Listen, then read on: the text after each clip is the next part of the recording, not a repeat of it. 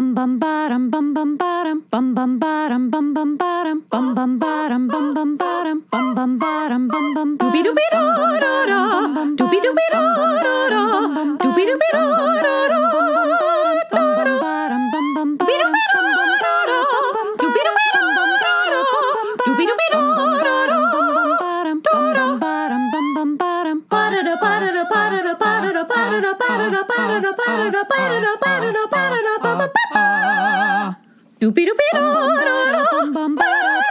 You are now in session with the Comic Book Couples Counseling Podcast. I'm Lisa Gullickson. I'm Brad Gullickson. And each month, we evaluate a different iconic romance within the four-color realm.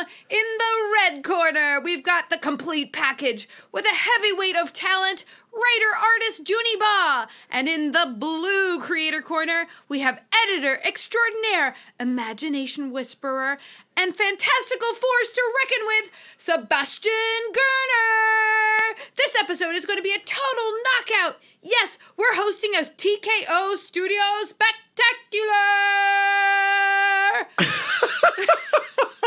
Your ring announcer voice is spot on. It's like I'm watching a Rocky movie. I know. It's like you close your eyes and you see a man in a suit. Yeah, a man in a suit. like at a Rocky boxing match. The only kind of boxing matches we've ever watched. I use that as my one and only reference that I could only vaguely remember. If you do not follow us on Facebook or Instagram or Twitter, you are very confused right now because you are expecting the final entry in our Fantastic Four conversation where we were supposed to discuss Mark Bagley and Matt Fraction's Fantastic Four run. But then I started reading the comic. I get about 7 issues in, and I'm like, we cannot stop here. Because, of course, the run opens with Reed Richards doing something ghastly. and it's not resolved by the 6th issue. And I just feel like it would be a weird cliffhanger to end our Fantastic Four conversation Yeah, so with. We're going to cover all 16 issues of the Fraction and Bagley Fantastic Four run. And that's how we're going to close out the Reed and Sue conversation. So guess what? You actually win big time. You're going to get more Fantastic Four chat, and you get this radical spectacular 1 week earlier. Which is actually perfect because these books are already out. And so once you hear these conversations that are spoiler-free, you're going to want to get these books and support TKO because it's doing amazing stuff. Lisa and I have been fans of TKO for a while. Lisa, you love Sentient, the Jeff Lemire, Gabriel Walta book. I do so much. Yeah, and I do too, because how could you not? I also really enjoyed Red Fork, very, very scary, graphic, gnarly horror story. Garth Ennis and Steve Epting did Sarah, which is an exceptional storyline. Every time they put out a release, I'm paying attention. It's really, their collection is so well curated. They're connecting with amazing writers and artists. Curated is a great word. It feels like, like Mubi, the streaming service Mubi, where every month they bring you a very specially organized, curated, thoughtfully deciphered collection of streaming services versus something like Netflix or Amazon Prime where it's just this giant dump of movies and you have no idea what you should watch next. But Mubi, I don't know why I'm promoting Mubi, but Mubi will tell you these movies are legit, or the Criterion Collection where you want to buy every single release if you had all the money in the world. So TKO is the Criterion of comics. That's what I'm saying. I love that. Because do you know what we're all sick of? Having to make decisions and choose stuff. We just want someone who's smarter than us and more creative than us and has the time to select what's going to be really good. I don't with TKO, you can blind buy whatever they're putting out. Absolutely. And this month, TKO is now navigating into the realm of young adult fiction. Oh, young adult fiction. I thought they exclusively did boxing comics. No boxing comics, sadly. Although I think there could also be a market for young adult boxing comics. I'd read those. Yeah. But we feel very privileged to have both Juni Ba and TKO Editor-In-Chief Sebastian Girner on the show today talking about their two YA books, Djeliya and Scales and Scoundrels. Scales and Scoundrels, book 1 and 2. They're dropping 2 graphic novels on the same day. That's super rad. Would you call that a 1-2 punch Lisa, of graphic novels? You gotta, I really enjoyed your ring announcer voice, but you gotta let go of the boxing metaphors. I commit very hard. No, I'm not yes-anding anymore with boxing. But with Djeliya and Scales and Scoundrels, we're getting sort of these interesting spins on traditional folklore type narratives, but coming from very unique points of view. Both of these books are something of thematic kindred spirits. Each of their characters come into the story with a sort of birthright and a certain set of expectations imposed on them. And they both feel the pressure to conform and serve their purpose, but also find their own lives and their own paths and their own happiness. Yeah, so perfect types of stories for a young reader or an adult reader looking to make a change. The first conversation we're inviting you into is our conversation with Juni Ba, who I feel like is a revelation. Yeah. Like such a discovery. Yeah. Juni Ba is a writer and artist from Senegal, and he takes West African folklore and melds it with all of these other influences from his youth. You've got some manga in there. You've got Cartoon Network. There's also like a video game vibe to it. It's just so intensely creative and funny.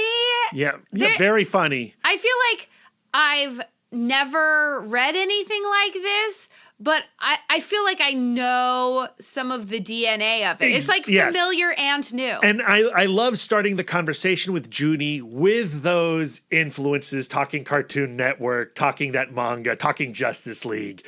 But I don't want to spoil too much. We're going to get into it right now here with Juni. So before going into this conversation, I'm going to give you some of the basic plot. And Djeliya is like a mix of a poet laureate / historian who is in service to some kind of royalty. So Awa serves Prince Mansour, but they're also kind of living in this post-royalty world. There's been this massive event that has undermined their system, and she seems to be the only person who's taking the old way at all seriously.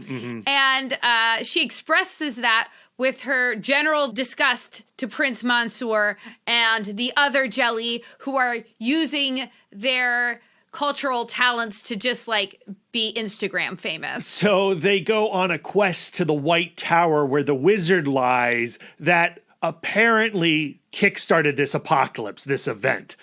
So that's like the basic gist of Djeliya. And I think that's really all you need to know to have some context for this conversation. And when you reach the end of the chat with Juni Ba, don't press stop because we have another chat with Sebastian Girner talking about why TKO is now getting into the YA space and giving us, he's telling us the history of how Scales and Scoundrels went from Image Comics over to TKO. So that's a really fun conversation as well. But first, let's get into it with Juni. Yeah, let's go. Juni, thank you so much for joining us on Comic Book Couples Counseling today. You are our first international guest, and so I really appreciate you working with us to get a proper recording schedule down. So thank you so much for joining us on the show. Well, thanks for the invitation. I really like the name, by the way. Thank you. It warns people that we do like to get a little squishy, a little soft. We like to really get in there to the touchies and the feelies. Yeah, for those that have not listened to the show before, what we do at Comic Book Couples Counseling is we take a comic book couple, we pair it with a self-help guide usually, and we use that self-help guide to figure out the romantic woes of that couple as well as the romantic woes between Lisa and myself. And then when we have guests, we like to extract life lessons from them. Yes. To help better our own lives as readers and livers. So prepare yourself. Okay. All right. So I guess actually where I wanted to start with this conversation is with the incredibly adorable author photo at the back of the book, where you are holding up some sort of Transformers Power Ranger thing. It's a Spider-Man robot. Oh, Spider-Man robot, even better. More on brand with our podcast. And I was just kind of curious because you mentioned, the bio mentions how you're the product of what happens when Cartoon Network meets your average Senegalese boy. And can you explain that a little bit more? Like, what is the influence of Cartoon Network on your brain and your aesthetic? Okay, so I was born in 92. Which I feel like is important to understand the type of influences I had in terms of media.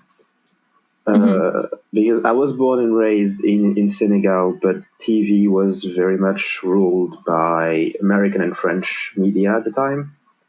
So I grew up watching, like, the earliest TV memory I have is Xena Warrior Princess. Nice.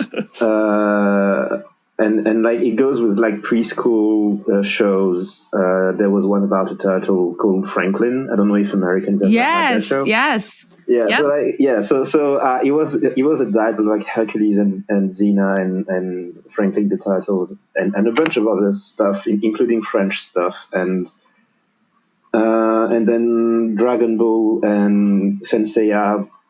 So the more Japanese influence, and then towards when I was 11 or 12, I had grown up to that point seeing Cartoon Network on the TV of other people. Mostly the classic thing of you're a child of parents with limited means, and every once in a while you either meet a new friend who has a big house and cable TV. And like I always use the example of that neighbor I visited him once. I walked into the living room. He's watching Justice League, and upon seeing me arrive, he just turned the TV off. Like it was the most normal and casual thing in the world to turn the TV off on the Justice League, which to me was insane because I was still trying to like wrap my brain around the fact that such a concept existed in the first place. Because I had never seen it before. So Cartoon Network was a bit of that faraway land of very interesting looking cartoons that I could not get because I didn't have cable. And when I was 12 or 11, my dad managed to get it because the price dropped drastically, and it became my life. I would wake up in the morning, go to his room, and then spend my entire day there just watching cartoons. And my grandparents got the channel as well. So even when I went there, I started watching the TV mostly for that. And it was, I think the main draw for me was the visuals, the very interesting way that they would take real life and sort of simplify it into very clear shapes, and how they would play with the laws of reality, because cartoons have their own rules of how they work, and there is a very amazing artistry in being able to do, say, Dexter's Lab, and having his sister who's walking around with her, like she's supposed to be a ballerina, but when she walks around, because she has those big feet, it always goes. Yeah. And no one ever comments on the fact that she sounds like mashed potatoes every time she walks.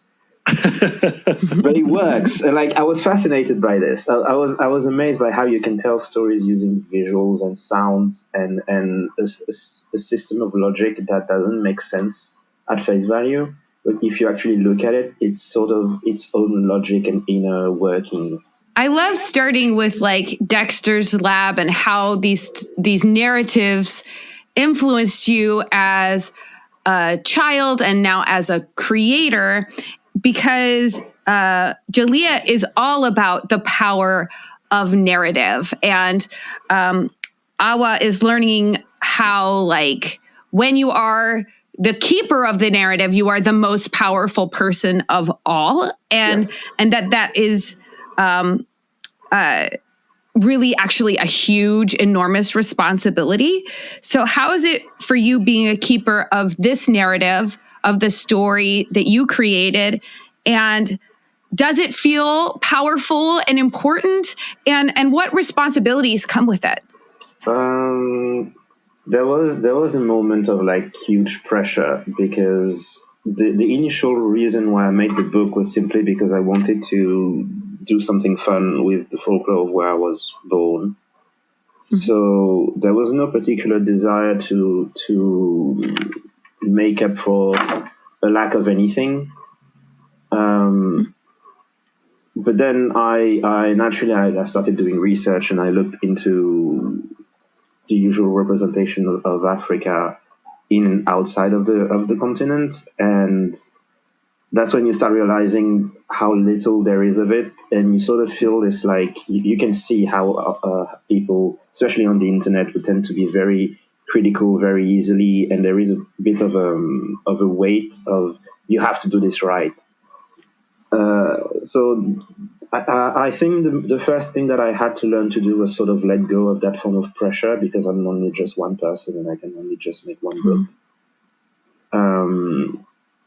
And really the biggest thing for me, I guess, was I want to try and make something that I feel is useful and speaks to humanity as a whole, I guess. Like, it sounds very grandiose when you say it like that, but it's more of I wanted to use the very specific folklores of one space on the planet, but talk about things that are relevant all around the world. And I guess in the end, what I hope most is that it's going to resonate with people who don't even come from my side of the planet at all. Well, we can say that mission is accomplished, because like specificity does create universality. Yeah, it does. At the beginning of the novel, Awa is contrasted with the other Djeli, who are using their narrative powers for money and fame instead of continuing the Djeliya traditions. Like, and I love your little play on words with the DJ Eli. I thought that was very clever. Like, who did these DJ Eli represent for you? These people who are not taking narrative seriously. I don't necessarily have individuals in mind, but it's more so a sort of low key commentary on the evolution of the I don't want to say the profession, because that's not the right word.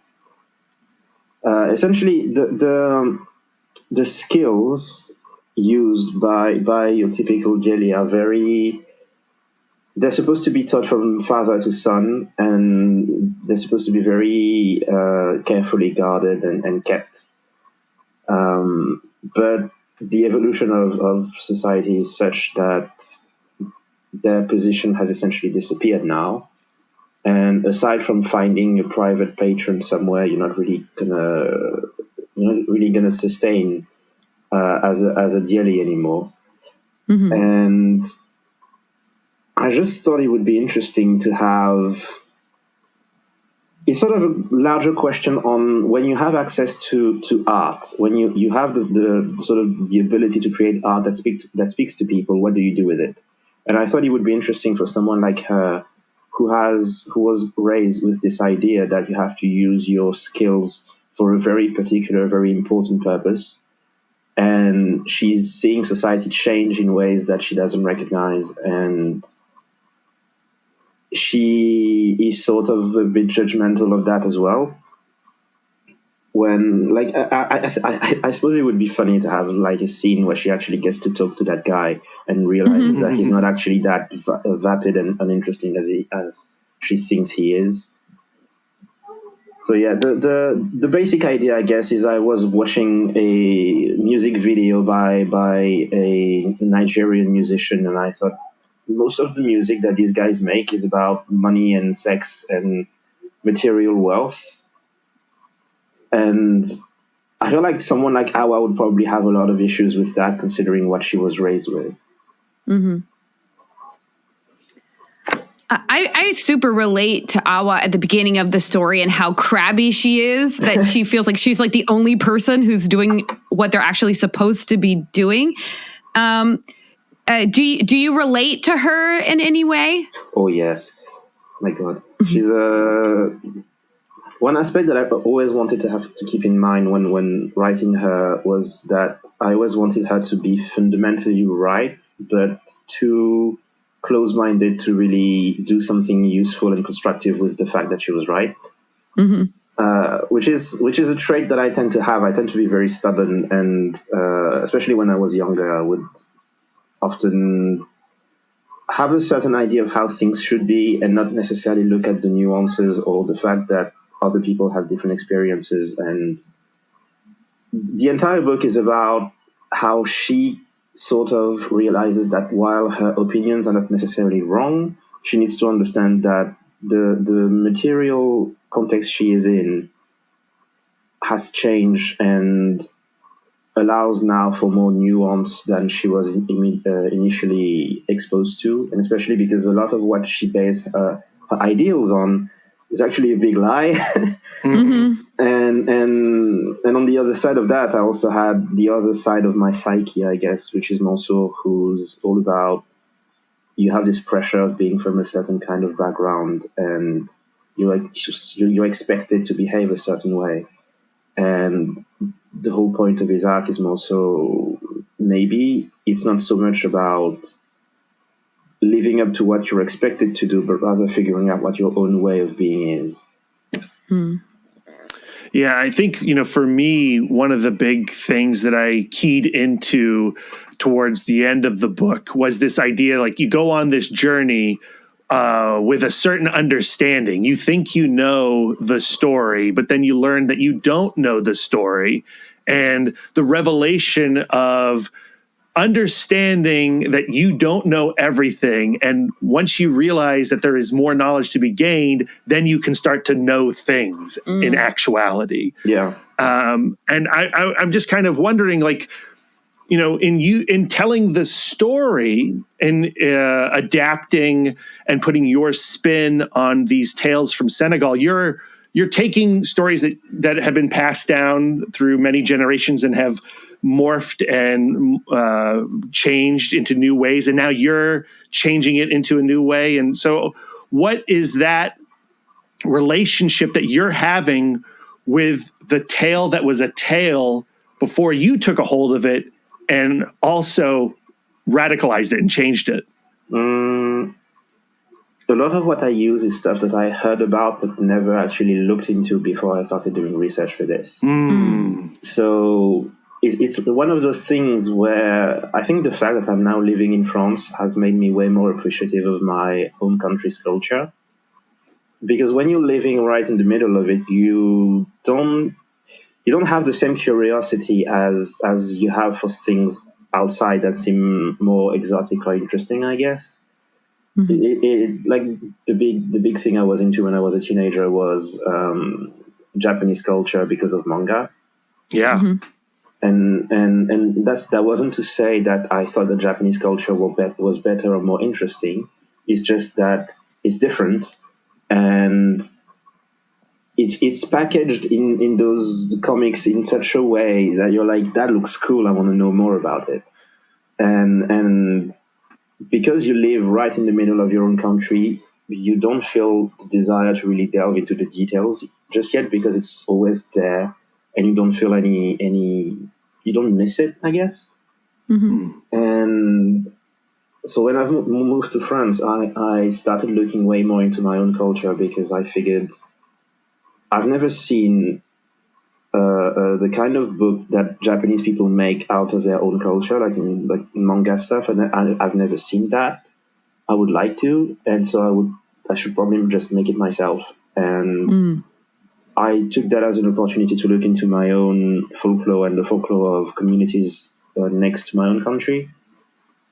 And I did learn a lot of stuff. Like the one of the good things about it, I guess, and the reason why I feel like the book sort of gets a bit didactic towards the end, is that researching for this book actually provided a lot of content from my own life, a lot of like life lessons and wisdom from figures that, again, I had always heard about, but never actually looked into what they wrote or what they said. And actually doing it, I feel like I had a bunch of like symposiums with old African men who just taught me lessons about life, men and women really, because like the first example I had in mind was a man, but I would play and replay Chimamanda Ngozi Adichie's videos and read her books. So yeah, it was sort of like an open window to the kind of wisdom you can get if you look into your own history. And that's also why I wanted to have the back matter of the book, because I want people to be able to go back to the source and look at that stuff for themselves and actually sort of get the same kind of content, I guess. I super appreciated the back matter, and I also super appreciated that it was in the back. So like as you're reading the story, you're familiarizing yourself with the terms and, you know, within the context of the story. And then by the end of the story, you have all of this curiosity now. And so then by going through the back of the book, you gain a greater understanding of the content of the book. Good. And I also really appreciated your use of the symbology throughout the book. Yeah. And those cues later in the book telling you to like flip back through the pages and treat these symbols kind of like Easter eggs. Like now you get to go back and you get to find these symbols. And it encourages the reader to really engage with your art. And when you were crafting the story, were you considering like rereadability and relookability and the idea of like, because this is a YA book, and I can really see a young person going back to this book and kind of peeling the lessons back like in layers. Yeah, and revisiting it over and over and over again. Yeah, so did you have that idea of people are going to reread this book? And do you have, like, what is your relationship with rereadability or rewatchability? Yeah, I was hoping for that. Mostly because I really like the idea of like creating incentives for someone to want to come back. Either because there's actual meat in the story or there's little things that you want to go back and find. Mostly because I don't really... There's a story of a Belgian comic creator, Franquin. There's this story of how a kid came up to him at a signing and gave him a very shoddy-looking copy that, like, the pages were torn and there were stains on it and everything. And the kid was feeling shameful because he didn't want to make it seem like he didn't give a damn about the book. And the author actually said, I would much rather sign a book like this because it shows me that you've actually read and reread and carried it around and cared about it because you like it, essentially. And that's sort of what I want. Like, I want people to go back and read it again and put it down and come back, I don't know, a few years later maybe, and read it once again and get something new out of it. And like I feel like that's why you like a piece of media. It's not just about experiencing it once and then moving on and getting to the next thing. I want to make something that actually that people will want to keep. And there's no point in them keeping it if they don't read it again. Right. Yeah. No, Lisa and I talk a lot about this. And actually, Lisa was a tremendous help in that regard for my own interactions with my comic books, because growing up here in the States, we tend to like think of comic books like, oh, these are collector's items. They're polybagged, they're chromium. We got to put them in Mylar and seal them away forever. And through my relationship with Lisa and, the way that she just tackles a comic, she just tears into a comic. If I've read a book, you could tell. She cracks that I'm spine. destructive. Yeah. And so like, that's my goal now, is to really interact with the physical copy of the book. And to Lisa's point, with your book, you even have, you have the back matter, but also periodically through the comic, you'll have a note to remind the reader that there is back matter coming up, and you'll want to come back after you've read the entire tale. Yeah. And so it seems to me, as Lisa's discussing, you're really trying to interact with your reader that you can't see at the moment while you're creating. Yeah. There's I think I have a bit of a meta strain in my brain, because I'm working on my next series, and there's like little meta jokes in it. So I think I find it interesting to be able to actually speak directly to the reader in a way that lets them know that there is a story going on, that it's for them, that they are invited to engage in it and not just pass through and then move on. And even in the case of Djeliya, I feel like that suits the material really well, because it's based on the kind of stories that would initially be told around the campfire, and the person telling them would actually interact with the people they were telling the story to. And even the structure, like the fact that you have different stories like this, the base reason for this was, I'm not a big fan of how most comic books now tend to be series oriented, as in every issue is only a piece of a story. Mm-hmm. And it always leaves me unsatisfied, especially if it lasts a long time. Because if it's like, say, a run of 5 issues, I can perfectly go with it because it's fine. But if it's like a super long ongoing and it never gets to an actual point or end at a certain point, I'm just like, it's been going on for a while and I'm just tired. So I wanted to be able to make something where every chapter, every issue, so to speak, you read, you actually get a complete story that ties back into something bigger. I super appreciate like the idea of like, let's deliver a story. Like if there's a front cover and a back cover, there should be a story in there. And like you're being edited through TKO, who has this kind of philosophy of, okay, we're going to deliver the single issues and the graphic novel at the same time, so that like, okay, you can engage in a serialized way. And if you read that first issue and you're like, okay, I need the whole story now, it's available. You know what I mean? And other publishers will publish half of a story arc in like a $9.99 book. And $9.99 if you're lucky, Lisa. Yeah. And you go like, and you finish it and you're just in medias res. You have no idea how the story ends. And that is irritating. So, I don't have a question. Well, I mean, my question would be like, how do you feel about your partnership with TKO? It's such a new model, but like one that I find and Lisa finds very exciting. Yeah. Originally, I wanted to publish it in French, in France, and it proved a complicated endeavor, let's say.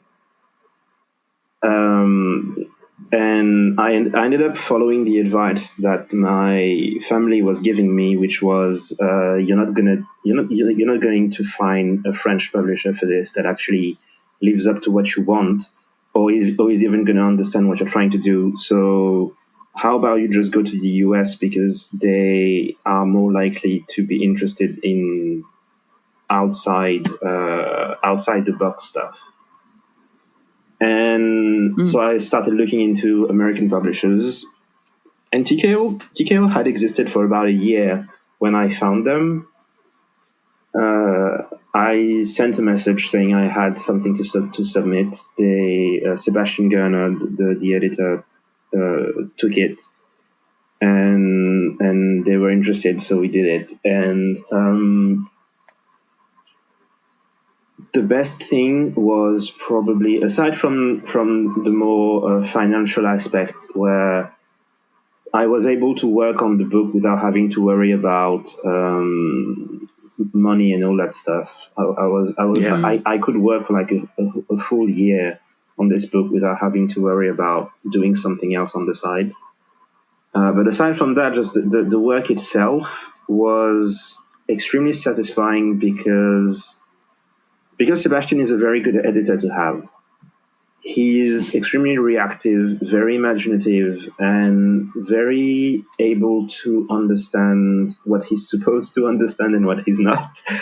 Like in the case of a book like this, a feedback that I would get when I first started doing stories of this vein was in art school, and the teachers would often be kind of lost, not really understanding the tropes, I guess, or the type of fantasy that it was. And because it was based on folklore that they didn't know about, they would show a certain lack of wanting to step outside of what they knew. And Sebastian doesn't do that. He is very aware when he's looking into a story of what needs to be understood for the story to work and what sort of references or little social cues he's not supposed to get, but it doesn't matter. And I mean, the best thing for that was that just sending my storyboards, and he replies with this works and this doesn't, and how about we do this instead? And it sounds like the simplest thing, but it's so effective. It's amazing to have someone to bounce off of who is able to fully understand how to best contribute and give you the best ideas. Yeah, the book would not be what it is if Sebastian hadn't been there to sort of help me organize and add new entire sequences sometimes. Mm-hmm. Well, we'll be talking to Sebastian on Thursday. We'll let him know. What is super exciting about your book right now is we're recording this on June 1st, and pre-orders are shipping today for Djeliya. And if you go online, I feel like there's a lot of excitement around this book within the comics community, especially on comics Twitter right now, where I live. And can you sense the hunger for this kind of story, for Afro-fantasy fiction right now, the way that I seemingly sense that enthusiasm? Yes. It's been something that I've been aware for a while, mostly because I first started making stories like this a few years ago, like 3 or 4, and I joined a group of other creators called Kugali, which was created by Nigerian people, and we saw the signs of interest, let's say, and we were literally just a bunch of punk kids, many of us fresh out of either art school or business school or stuff like that, and we could sense that people were sort of getting tired of always getting the same things. So there was an interest for new kinds of stories and aesthetics to look at. And we just arrived at the right moment, I suppose. There is definitely a sort of like progress between the old generation of comic book creators and us now, who grew up with it and have, like, it seems that we are the first generation of African kids who both grew up with more Western or Asian culture products and have the means to create some of that stuff for ourselves. Mostly because my dad's generation, they had French comics, but they didn't have, or American comics, but they didn't have the internet to spread whatever they were doing. The progress on that front is absolutely great. Like, I would not be able to do the job I'm doing right now if I didn't have the internet to both subject me to new things and share the stuff I do because when I contacted TKO, Sebastian's response was, "We don't usually take submissions, but I've been following your work for a while. I want to know what you have to show us." Had I not had the internet and Kugali, I would not have that kind of platform to even pique the interest of an editor. Awesome. That's inspiring to hear, though. Juni Ba, the book's coming out, or the book is out. It's shipping now. Lisa and I, we read it digitally, but we're excited to get our hands on a physical copy. Yeah. I'm going to ruin your book. Yeah, Lisa's going to ruin your book. I'm very excited to see what it looks like in the hand. Now, our listeners are going to have links in the show notes where they can find TKO's website, where they can order books, hunt it down at their local comic book shops, wherever fine books are sold. But for our listeners, where can they find you online? Where can they keep track of you? Because they're going to want to now going forward. So you have my Instagram, which is where I post most of the art, which is just my name, Juni.Ba. And then Twitter is more where I sort of think about stuff, I guess. So you're going to get a lot of me ranting about Disney movies. And same, it's my name with an underscore, Juni_Ba. And most of it is just me talking about whatever piece of media I'm interested in. I'm watching Dawson's Creek, so I'm tweeting a bunch about Dawson's Creek at the moment. And sometimes I share process stuff, like the development of the pages and stuff like that. So we saw your tweet about 101 Dalmatians. Yes. And how Disney films used to be a vibe. And that is also something that Lisa and I have been talking about, having just watched Cruella, the live action remake. Yeah. What I miss about Disney movies is that they're getting away from the musical. I'm like, come on, you guys. The musical is what made them magical. Yeah. I mean, okay. The thing that I found interesting in the 101 animation case is that I grew up with both the 90s period, right, and mostly movies from the 60s, 70s era of Disney films. And that era didn't have musicals, but they had a mood. Or I suppose Jungle Book was a musical, you could say. But they had a mood that sort of is missing for me now. And watching the Dalmatians, I was thinking, I want to do something like this, of the old Disney movies from the 60s vibe, of just a bunch of animals having a sort of cutesy adventure like the Aristocats, and there is a very wholesome vibe. The thing I like the most about the 101 Dalmatians is that it's literally about two parents who lost their children, and everyone in the community around is doing their best to help them get their kids back. Yeah. I love that aspect. It's a very simple story. It's very effective. It doesn't require much in ways of special effects and action scenes, but it is a very wholesome.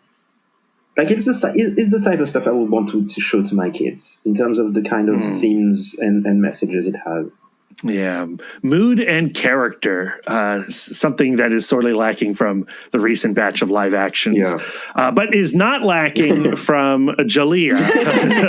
to get back to the comic book. Juni, thank you so much for joining us on the show today. If you can't tell, we're instant fans of your work. We're very excited for your follow-up comics, and we really appreciate you coming on and talking with us. Well, thanks for the invitation. It's always there. Come back.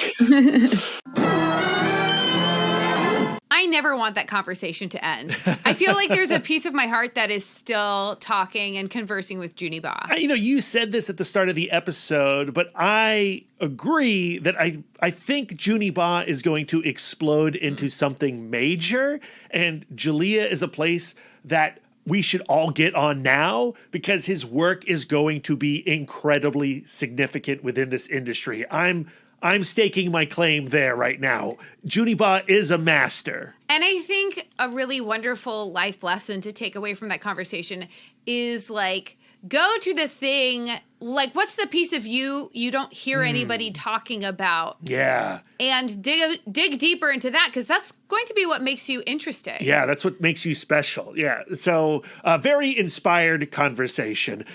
This conversation we're now about to get to with Sebastian Girner, equally inspiring. And what's great about it is we start in a place of what is YA? Because Sebastian is the editor-in-chief, he can speak to the industry and the market in a way that Juni Ba cannot.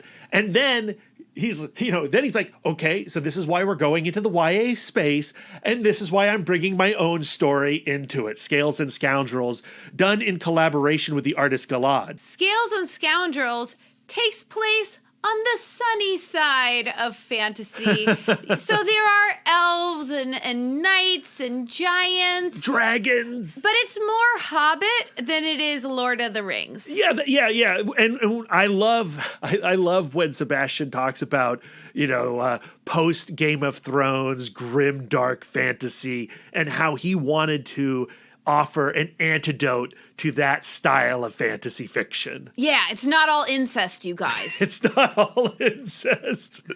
Put that on the book. That's the quote from Comic Book Couples Counseling, Scales and Scoundrels. It's not all incest, you guys. It centers around the character of Louvander, who is a treasure hunter. And at the beginning of the story, we get the sense that this wanderlust comes from some kind of past that they're escaping. And they have this like fierce independence, but along the way, they do end up teaming up with Prince Aki, Koro, and Dorma, each of whom come from a different area of fantasy and each have their own unique perspective, but because they have this common goal of this treasure, they form this kind of really sweet, odd family. Yeah, I really, really love this group. And I especially appreciate what Sebastian does with that group in book 2. That's right. So book 1 is all about like getting the band together. How are people who are so different gonna get along? Oh, they love each other? And then book 2, they then go on and have their own little side adventures, but you have that sense of family tethering them together. Yeah, it's really, really, really, really special. And Galad's art is incredible. So cute and sweet and inviting. Yeah. Very wallpaper friendly for my phone. Okay, so I think we've built up Sebastian Girner enough. Let's get into the conversation, and then we'll meet you back on the other side for a classic CBCC outro. Sebastian, thank you so much for joining us here in the Love Nest at Comic Book Couples Counseling. Welcome. Thank you so much for having me. Excited to be here. Not as excited as we are to have you, I can tell you that. And I guess where I really want to start this conversation is it's a new book for you, but it's also a new baby. How exhausted are you? Human baby? Yeah. Yes, a lot of babies happening right now. Comic babies and real babies. I'm okay. Our baby boy is just over 3 months, and he is oddly enough, either he's spoiling us or just giving us a break, but he's sleeping quite well at night right now. And, so I feel very, I'm missing out on the one collective trauma that all new parents, love to talk about, but there's still plenty of time for him to give us a shellacking. So, but we're excited. It is a very strange new experience to be making comics for a living anyway, and now having another mouth to feed with that. It's definitely putting a spring in my step, as it were. Well, congratulations on both fronts. We're big TKO fans here at Comic Book Couples Counseling, and we're so excited to see you guys embracing YA, and this seems like a really big YA month with your 2 volumes of Scales and Scoundrels out, but also Juni Ba's Djeliya out as well. And I'm just kind of curious about what it means for you to be bringing TKO into the YA space. Yeah, I mean, when we started TKO, we wanted to launch out of, kind of the core comic book market, which was more adult oriented. Well, even though they're like all of the TKO's to date publications were geared more towards an adult audience. While there were, certain books you could definitely, kind of go to a younger audience. I think The Fearsome Dr. Fong would have worked great for younger readers as well as some others.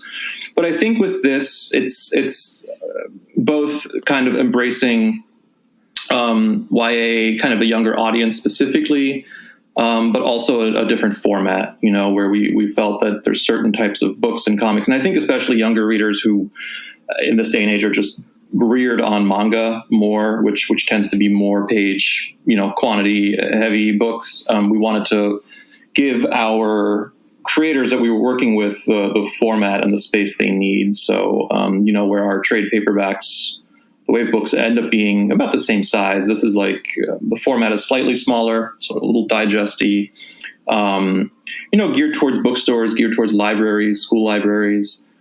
Just tweaking the format a tiny bit and taking that into account, I think will help these books reach, the audience that we know is out there and is really clamoring for these types of stories. So it was always something that we wanted to do. It was just a question of kind of rolling out core TKO, as it were, and then in the same way that we did the shorts, which are these really fun, kind of 20-page one and done little comics. TKO has really started stretching its muscle into different types of comic book formats, which is really exciting.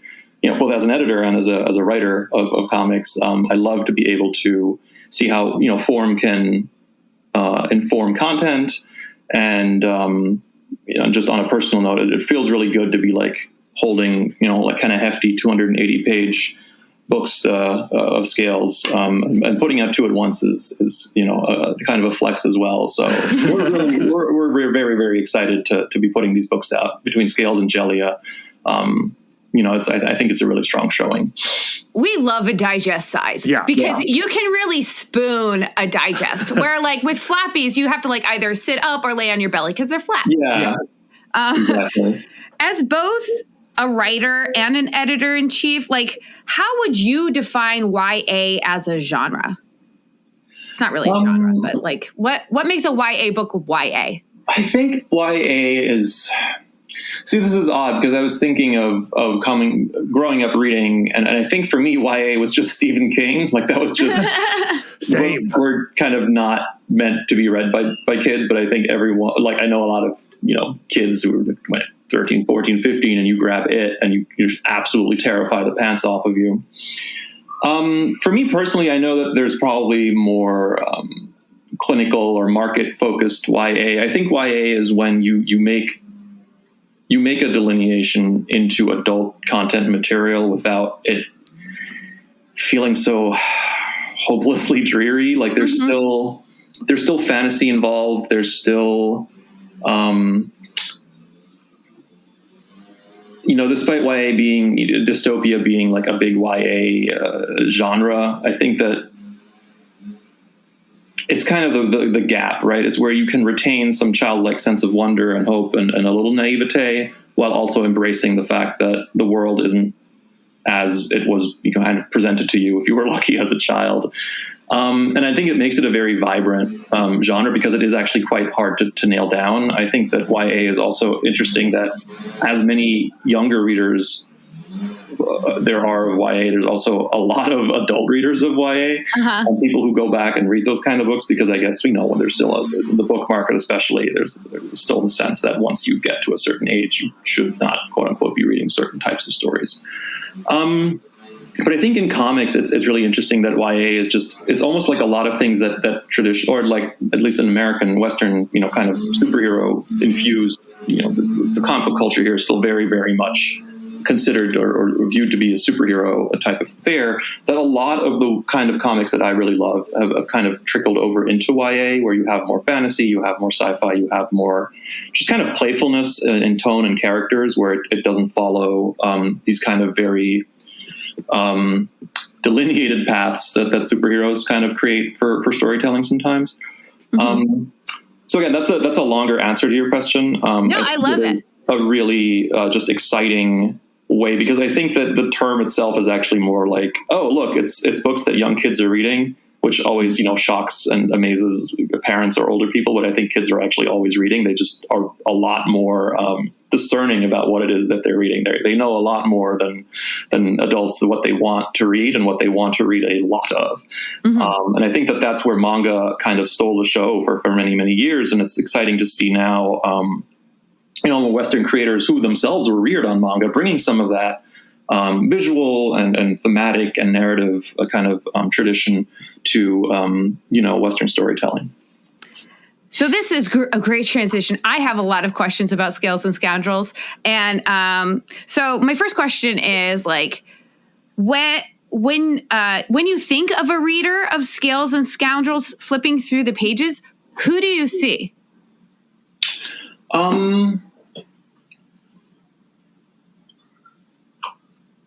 I would love it. The grand plan when we launched the original Scales and Scoundrels with Image back in 2017 was that we would have readers somewhere between 8 and 9, 10 maybe. It's all ages. Like, I do genuinely think that if you can read and can like to read comics, that Scales is a book for you. We can confirm. Yeah. But the idea was that it was someone who may have not, like, if it's on the younger end of the spectrum, if you were a kid, we wanted to embrace fantasy. Galad and myself, who is a wonderful artist of Scales and Scoundrels, when we started talking, this was in the heyday of like grimdark fantasy, and Game of Thrones was, winning Oscars and Emmys and all that stuff. And as much as we have an appreciation for that kind of stuff, and I'm a big fan of like dark fantasy myself, we started talking about when we read The Hobbit, specifically not Lord of the Rings, but The Hobbit, which is a lot more playful. It's right before, Tolkien kind of found his inner DM and then started creating all these worlds and languages, that it was really, it left a lot for the reader to imagine. It left a lot of room to kind of just, you wanted to be in that fantasy world, unlike a lot of modern or dark fantasy. Like, I do not want to go to Westeros. I'm not really sure I want to go to Middle Earth. It seems like a depressing, sad, and horrifying place. And I think we wanted to primarily craft something that seemed like a fantasy world you actually wanted to spend time in, with characters that you might love to have an adventure with, but then also create kind of like a wanderlust sense of, this is a world I really want to get lost in. And if the comic doesn't spend enough time in one place or one locale, to kind of incite the reader to take their imagination and stay there, and maybe, write their own story, in this part of the world or that part of the world, all the while still, like, kind of embracing fantasy and also poking a tiny bit of fun at it. So I think we always described Scales as like an all ages book, but, for the young and the young at heart. And, it wasn't the one reader. I think it was hopefully a kind of fantasy that we felt was kind of was hard to find. That fantasy kind of became very segmented into different genres of fantasy, either high or low or post or dark or grimdark and all this stuff. And we were just kind of like, let's do a fantasy book where you don't know what's going to happen. Like, we play with tropes. We have some classic allusions to classic kind of Tolkienian fantasy.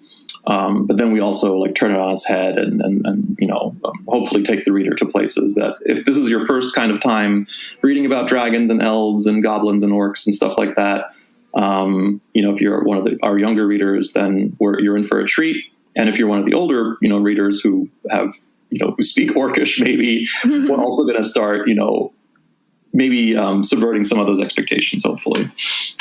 Yeah, as you're talking, especially in terms of Game of Thrones coming out, and then suddenly the fantasy genre is this grim, dark world, it kind of reminds me of what happened to Batman after The Dark Knight Returns comes out. Yeah. And like how we've had like this very similar dark, uber serious Batman for decades as a result of that comic's popularity. Yes. And where I am now with that character is craving something with a little lightness in it. And so like when you come across something like the Batman Brave and the Bold cartoon series that embraces Silver Age, it feels like this tremendous breath of fresh air. And that breath of fresh air is what I felt reading Scales and Scoundrels. And I think it's also why I am now gravitating in my 40s to YA comic books. Yeah, I think that's, I mean, you're speaking to a larger, especially with Batman. I think that's a great example where both between Batman and Watchmen, they were both, these great, what's the word, deconstructions of the superhero mythology. But then it almost seems like everyone was just like, oh, it's great deconstructed. Like, let's never put it back together again. And it's kind of been, both of these books, Watchmen and The Dark Knight Returns, which are supposed to be highly critical and also were, massively political books for the time that they were published in. A certain subset of readers kind of like clinically, exercise the political component and just love the grittiness of it. And I think that bled into popular culture, a lot. I think, almost like the films of Zack Snyder, I think are permeated with this kind of like ultra-violent, grim darkness without any of the political subtext that informed, Frank Miller and Alan Moore's original works. So yeah, I think that fits to what I was saying earlier, that YA kind of became this almost like catch-all vessel underneath a lot of, more what we call elevated genre. Now that comics are super serious, we kind of forgot that they're also supposed to be super fun and colorful, and that you can, and this is something we wanted to do with Scales, is present a narrative that is fun and is an adventure, and that, a young kid can read it and really get swept away with it, while also delivering a kind of narrative that doesn't shy away from going into certain areas of the human or elfin experience, to showcase, that loss and perseverance and overcoming hardship is part of any adventure.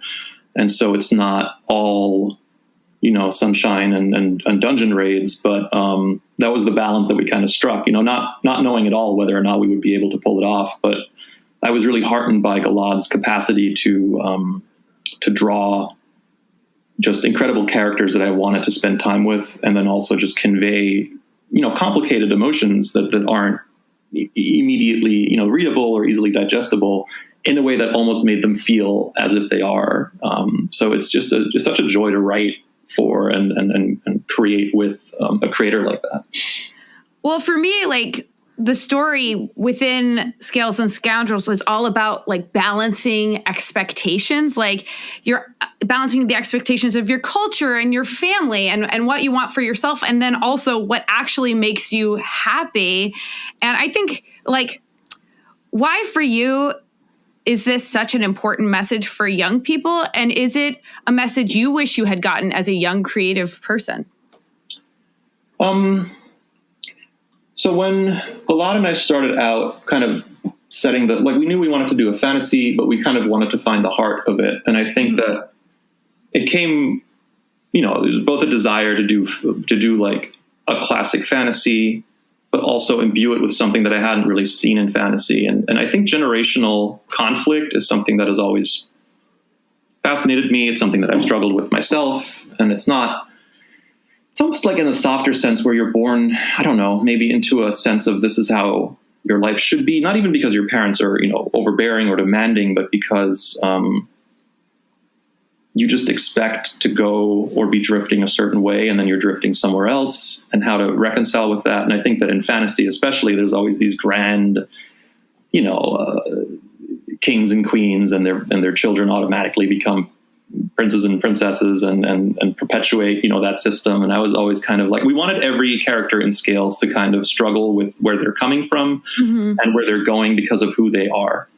And to have those struggles resonate both amongst themselves and also kind of poke that little, the scoundrel element of the title, that it's okay to not know, and that it's okay to kind of wander, and it's okay to drive off the beaten path. both because that felt honest and kind of true to us, and also because it's really fun to have characters who don't just want to pick up the mantle and follow in their parents' footsteps, even if their parents may be like immortal dragons or kings and emperors of entire regions of the land. Like, to struggle with what it means to find yourself literally wandering in that regard. And also there's a lot of our main character, again, not to dig too deep into spoilers, dealing with power, being born into a position of, incredible power and not really knowing how to follow the rule set that she inherited alongside, that power, and then, ultimately finding, being punished for it. So it's a lot there. It really wasn't a plan. I don't have I have an emotional grasp on all the characters. I don't know everything that's going to happen to them, over the course of hopefully, many more books if we're able to put them out. But that is something that I don't know if I wanted to hear it as a young creator, but I think as I was writing it, I was like, I think this is actually not a bad story to tell again and again and again, which is that it's okay to be lost, and it's okay to find yourself, even if you're moving a little bit further away from the people who wish that you stayed right next to them all the time. That may sound harsh, but I feel like finding a balance in moving away from and not just your parents. I always strike it as parents because those are fun relationships to unwield, but systems into which you are born or in which you grow up, to a certain point, right around that YA age, when you start asking yourself questions and you start taking in more of the world than your parents are able to keep out. And there's conflict there, and it's conflict I find inherently, interesting, and also is conflict that is easy to kind of explore in a fantasy world where a lot of things are possible. But I like the idea that dwarves and elves and orcs and goblins have similar expectations to their own cultures or religions or their families and traditions, and that their children might not want to follow in those footsteps and walk their own path.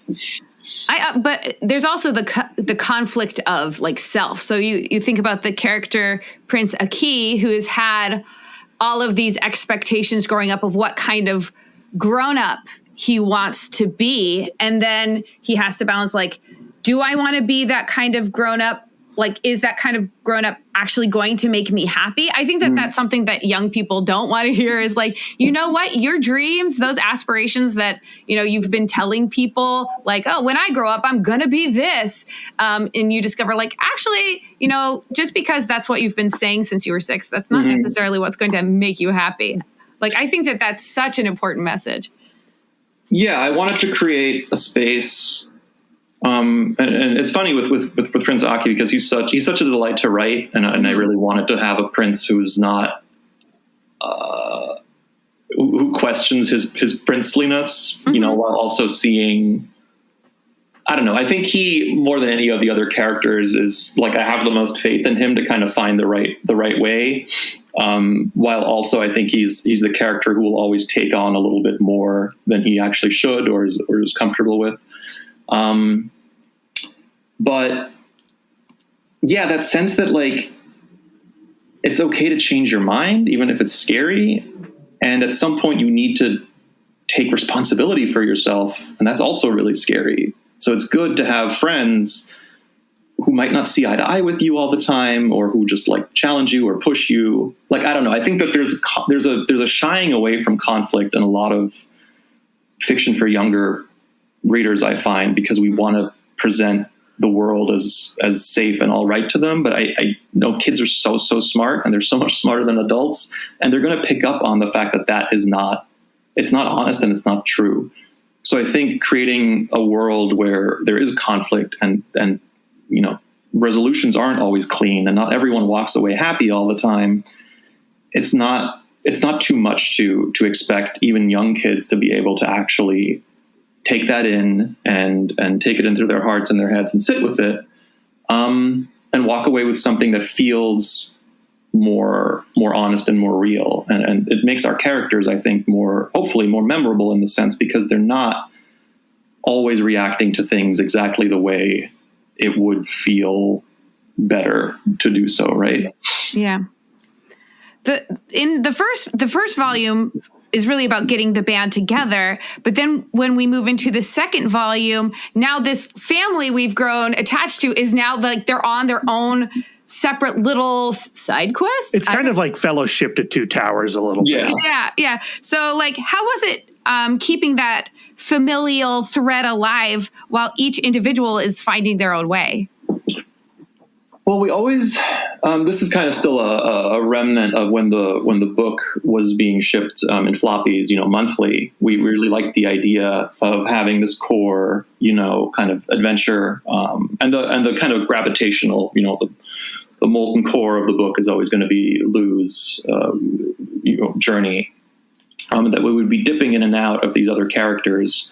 And I think that only came together over the course of that first 7 issues where we have them all together, because we knew that from the start we wanted to get our characters on the road as fast as possible and have an adventure and not have the reader kind of slog through an issue and a half of lore and world building, but to do that work while we were actually having fun and getting to know people by spending time with them, getting to know these characters by being on an adventure with them.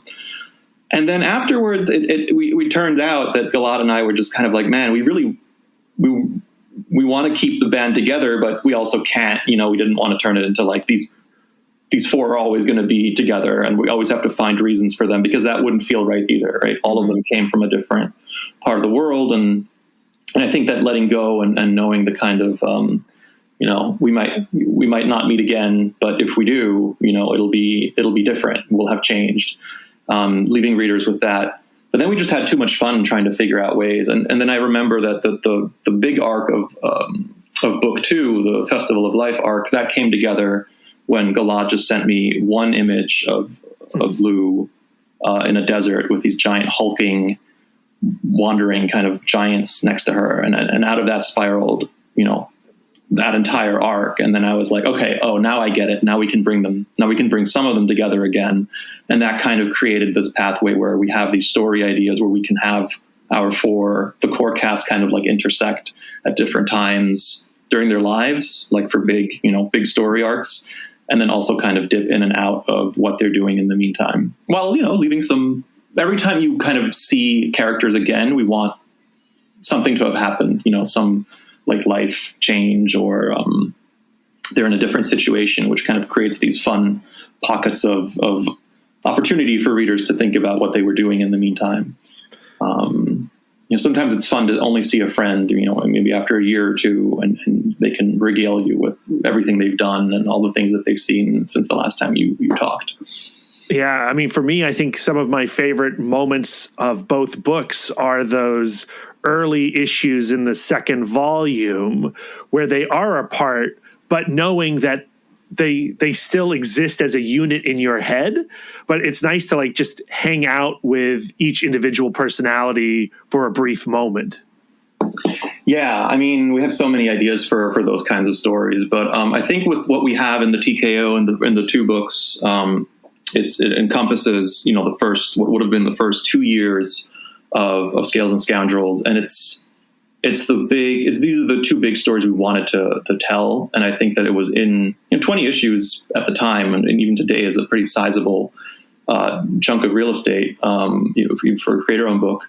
But I think that when readers get to the end of volume 2, I hope that they'll see that we're kind of just getting started with the potential, and that within those 2 books we have pretty big variety of places and themes and characters and types of stories. So it's just, it's almost like with these 2 books, we're presenting Scales and Scoundrels as hopefully a long-term, fantasy series and an investment for readers and a places they want to go with characters they want to be with.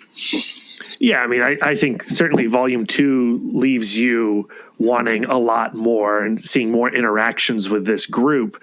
I am curious about the challenges and the joys of bringing this project that started over at Image Comics now to TKO, your baby. Yeah. I mean, Galad and I met, we started working on this book and we were very excited to put it out at Image. it was at the time, I mean, it was purely kind of a publishing financial decision, where the realities of publishing a monthly comic, a creator-owned through Image, puts you under certain financial stresses. And by the time we had put out 2 volumes of 10 issues, it just became clear that we weren't able to keep up the monthly book. Mm-hmm. And the kind of catch-22 is that you can't really put out a trade every 5 or 6 months, because in the meantime, Gilad is working on these pages for hours and hours and days. And I wasn't in a position to pay out of pocket, and I'm not going to ask him to do it for quote unquote free. Mm-hmm. So it just seemed like we hadn't figured out, we knew the book was popular and the trades were doing quite well. We hadn't really figured out how to monetize it to the point where it became viable in the form that we wanted it to be. So we decided to take a step back. I was being financially conservative in the sense that I didn't want to go into the red, which is actually quite easy to do when you're putting out a creator-owned book. And then we both started other kind of work. Gilad started working on a new series with Vault, and we kept doing Scales. Like, we never stopped working on it. And I always kind of felt that we would find a way to bring it back at Image, or find a way to self-publish somehow. But you know how life is when you're, making best laid plans. But it was right around that time that I started talking with Zi Chun, who is the now publisher of TKO, about what would become TKO. And then, just like we said at the start, after we kind of established what TKO would launch out of, and, we're looking at the marketplace and what kind of comic books are coming out. And at the time we started talking about, TKO should stretch its kind of wings into YA, into its kind of digest format for bookstores. I was just like, I think, what about Scales? We have 250 pages that have been unpublished. Almost as just an idea, this might be a good way. If you're going to start with a new imprint or a new format, maybe kicking the door down with 500 pages is not a bad way to go. And I was very lucky that they went for it and really saw the value in it. And by that time, I think enough time had passed that readers who were still out there, and God bless them, were excited for it, and are still, there's people who've been waiting for new Scales since 2018. So we're excited to get them back on board. But also, it feels like enough time has passed that the original volumes, there might be a whole new, a whole new subset of readers who are actually old enough now to get into Scales and have a lot more of it to get into. So I feel very, very fortunate that, we're getting a second chance at this book, because I really do, want to spend a big chunk of my life telling more stories in this world.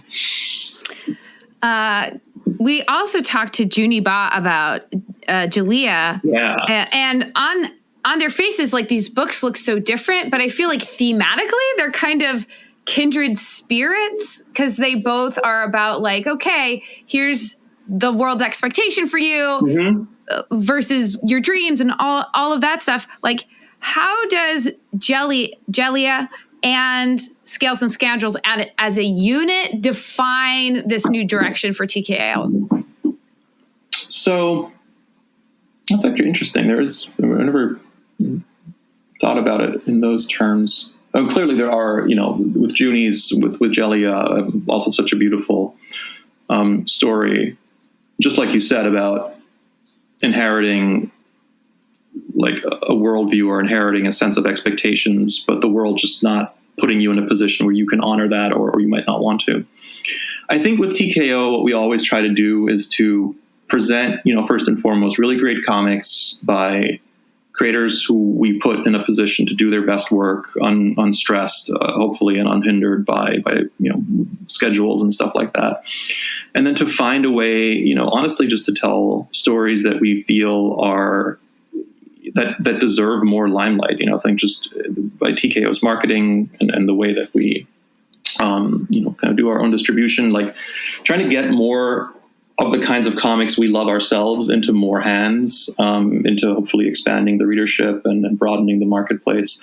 And I think what we wanted to do with the young adult, with these graphic novels, is to bring that the same kind of care and attention that we give to, adult, more mature, arguably readers, to a young adult space, and show what types of stories, not just to our readers, but also kind of like to other creators that we might want to work with, is like, here's what's possible at TKO. Here's what we are willing to do, both in terms of like the formatting, the marketing, the production values. Between Djeliya and Scales, there's 3 books for, like $15 times 3. It's a lot, like just page count wise, it's kind of like showing all of your cards at once. It's like, here's what we're willing to do for readers. Here's what we want to do with creators. Here's who we are as a company. And I'm seeing, a lot of pitches as editor-in-chief, and I think it's like we're barely scratching the surface in terms of what's possible with this kind of format at TKO for young readers and older readers who love YA comics as well.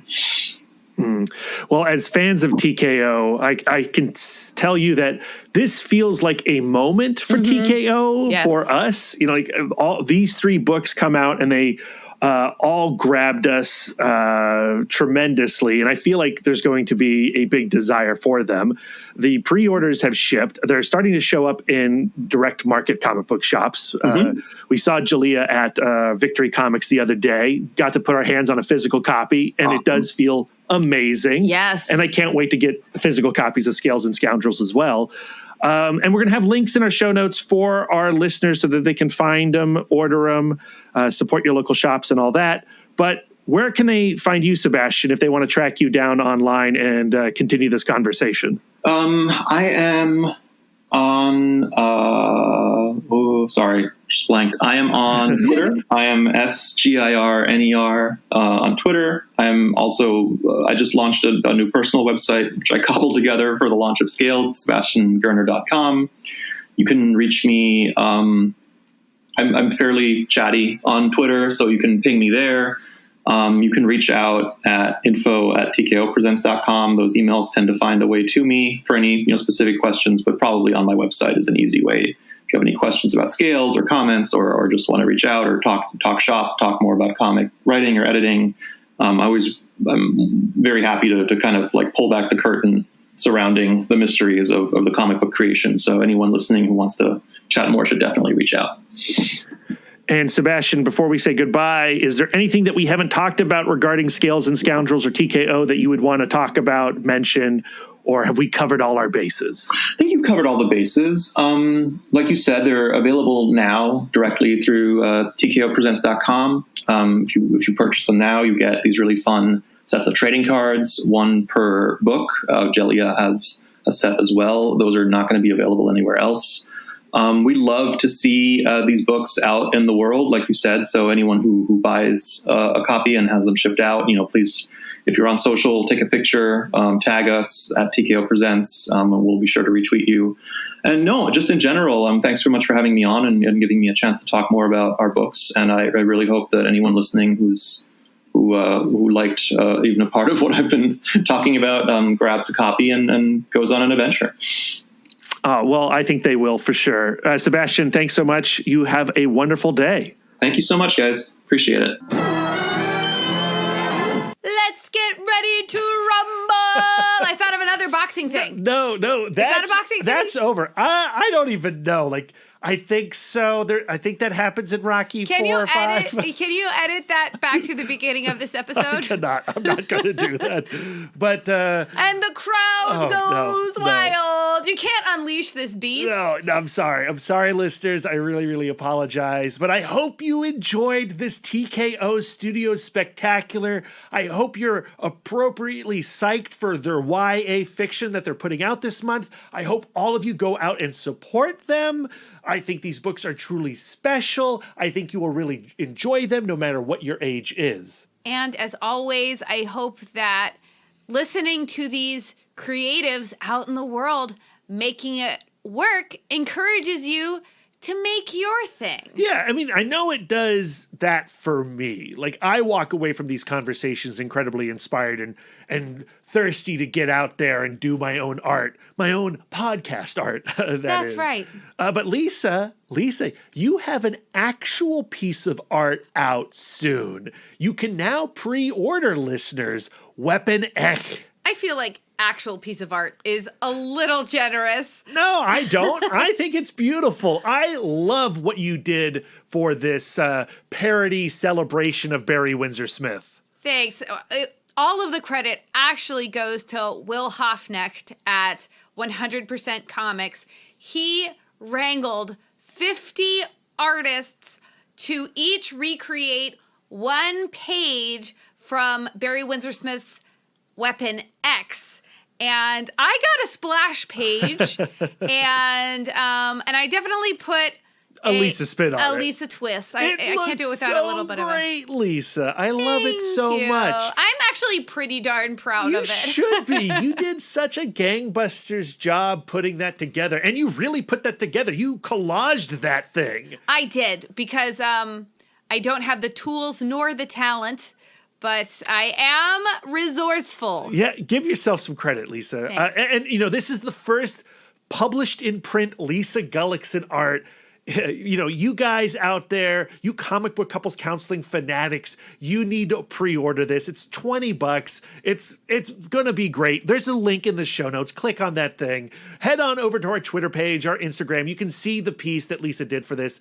I'm so proud of Lisa getting a piece of art into Weapon Ech. I am like beside myself, thrilled. Good. And I think it's going to lead to me making more art. I hope so.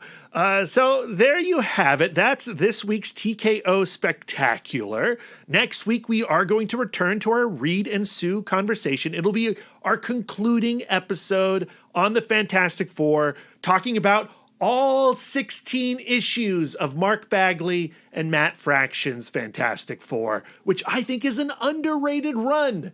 And I think is going to be a good capper now that we're doing all 16 issues. And of course, we'll be applying Gretchen Rubin's The Four Tendencies, where who was it on Twitter who said that they were able to talk about the four tendencies at some kind of dinner party? James Blundell, at James_Blundell on Twitter. I would go to any dinner party that included James_Blundell, because he's talking about what I want to talk about. Yeah, I mean, it is really special when one of our listeners not only wants to like engage with us regarding comic books, but our love experts. Yes. Very cool. And you should see Lisa. She lit up when James tweeted at us. And Lisa, you're going to be sad when The Four Tendencies is over. For me, The Four Tendencies are never over.